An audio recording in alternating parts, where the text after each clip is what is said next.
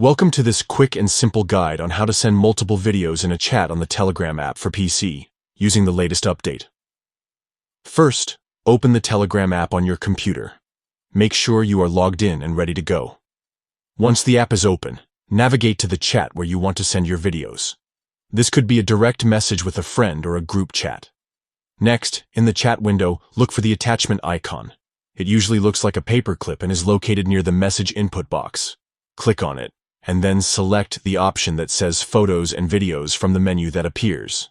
Now, a File Explorer window will open, allowing you to browse your computer.